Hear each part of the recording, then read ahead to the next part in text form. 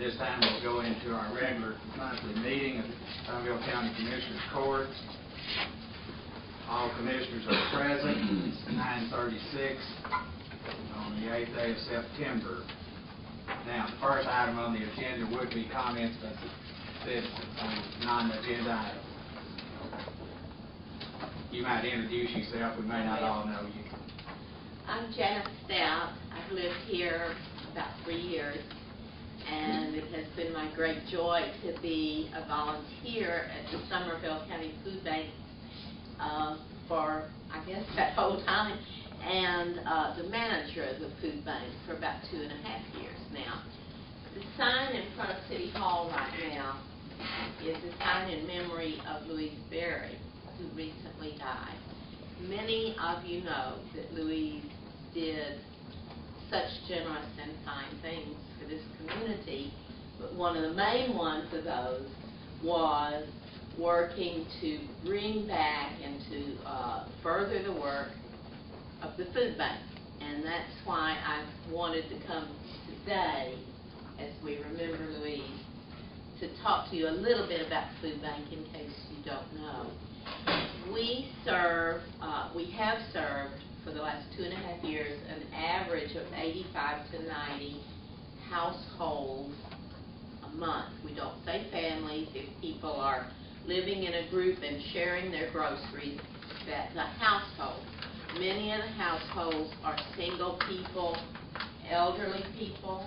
Some of the households are 8 people. They have half a dozen children.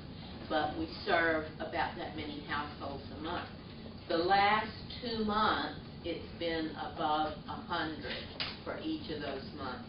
And I think what we're seeing is the effect of the horribly expensive gasoline, the horribly expensive groceries, and people are just harder pressed. These households average 3 people a household. As I said, some single, some big. They average a declared monthly income of $600. Think about paying your rent and your gasoline and your groceries and your medical expenses out of $600 a month. Some have 0, obviously some have more. We serve these people a box of canned goods, a box of dry goods. It varies according to what we have. Right now we're totally out of canned soup and canned beans. Sometimes we have a lot. And then plus a package of whatever we have in the freezer and refrigerator, and that varies. We get our food from food drives, so when the Boy Scouts come to your door, boy, we get lots of food from them, from the schools. But most of our food comes from the Tarrant Area Food Bank in Fort Worth, where we pay for it. But so much less than anyone can pay in a grocery store. Canned goods, we pay 16 cents a pound. That's a can of fruit cocktail for 16 cents. Meat, 18 cents a pound. Sometimes it's cheap. Ground salmon, once we got a whole slew of T-bone steak. Just by great good luck, 18 cents a pound. If they have any fresh produce, we don't know till we get there. We do that on the fly, so to speak. It's 3 cents a pound. 10-pound bag of potatoes for 30 cents. Except that sometimes these things are marked down and they're free. How do we get there? Our volunteers drive up there. Sometimes they pull the Methodist Church trailer. Sometimes Carl Southward takes his pickup. Paul Harper takes his pickup. Max Bly takes his pickup. Do we reimburse for gasoline? No, not a penny. They donate that. You can see that as the numbers go up, if you multiply those by 60 pounds apiece, we got to keep a lot of food coming in to supply the need in this county. I want you to know we're doing pretty well. If any of you feel moved that you want to come be a volunteer, let me know. If you ever are considering donating to the food bank, please remember that money goes further than food, although gifts of food have their own meaning to the giver, especially because it reminds you of how sharing works in a community. Probably our weakest point right now is our facilities. The Methodist Church lets us use that old parsonage free. The food bank could not exist if the church didn't do that, but we're responsible for our own maintenance, and the building is not in real great shape. Furthermore, it was never set up to be a food bank where you're dollying in hundreds of pounds of food and having to go around these corners with your dollies and all. So if any of you know of a good industrial building, like over in the industrial park, that somebody wants to give to the food bank, where we could back up to the back door and bring in our food a little easier and serve out front, boy, would the operation work better. Most of us who volunteer there are, like me, of a certain age, and that works pretty darn heavy. So just keep us in mind if these opportunities come up, and I thank you for all your support. Thank you very much.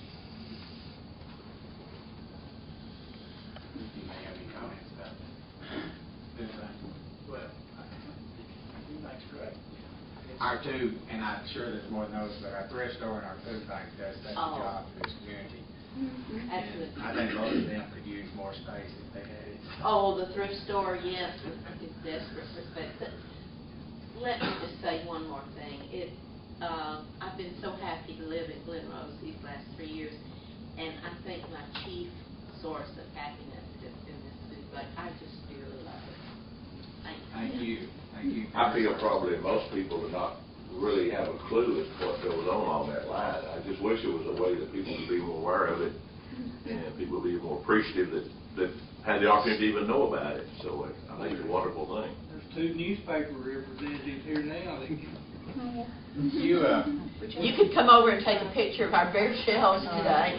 You might, you may already do this, but your newsletter that you send out, you might make sure that they both get a copy of I it. think They they probably do. do, but I mean. We usually try to run it. May I take 2 more minutes? Yes. I want to tell you a story. I've told this story to other groups, and I want to tell Y'all it need to you. realize this is an Aggie professor. So. I taught English, and unfortunately, I like to speak in public and speak too much. About a year ago, some people came in that I've never seen before, and they said that they had meant to be passing through, but their truck broke down, and somebody was letting them stay free in a single wide.